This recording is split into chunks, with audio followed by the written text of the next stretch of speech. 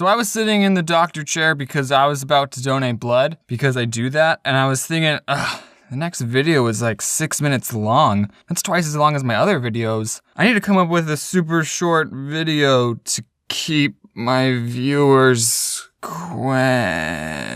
I was sitting in the recovery room eating my pretzels. You know, okay, what happened to the good food you'd get when you donated blood? I remember a year ago when I started donating, they had fruit snacks and double stuffed Oreos and apple juice. Now it's like, here's some water and some pretzels. You're a real hero, you know? Like, that was one of the main reasons I donated blood. Oh, you saved so many lives, thank you. Yeah, just give me my Oreos. Like, if I was roommates with Dracula and he offered to cook me a meal, like a good tasting meal for a cup of my blood, I would accept it in a heartbeat.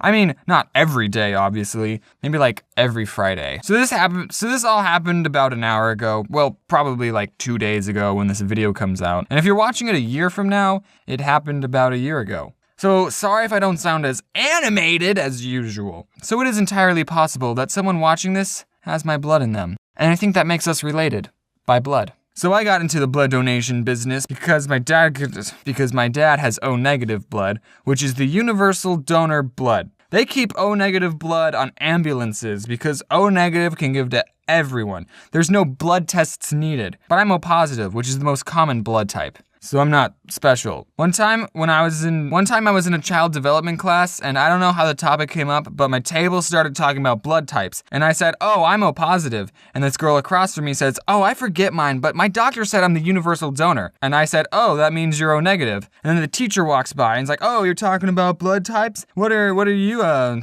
girl? And she says, O neg. She said, oh, neg. Like, so many people have asked her what her blood type is, and she didn't want to waste her time any more than she had to by saying a TIV. You didn't even know what your blood type was until I said it. And then I don't remember why, but she got her donor card out of her purse, and it says what blood type you have, and she says, huh, on here it says I have O positive.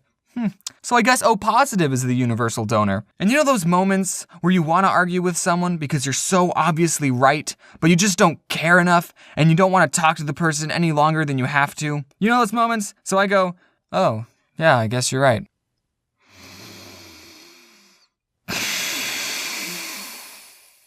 Okay, so now we're at the end of the video. If any of you can donate blood, you should actually really go because it's a really good cause. And I think you need to be 18 to donate. That's how old I was. And okay, so I'm thinking about adding this new thing where I answer some of your questions. Here we go. Zenfix asks, why do you draw your comics at night?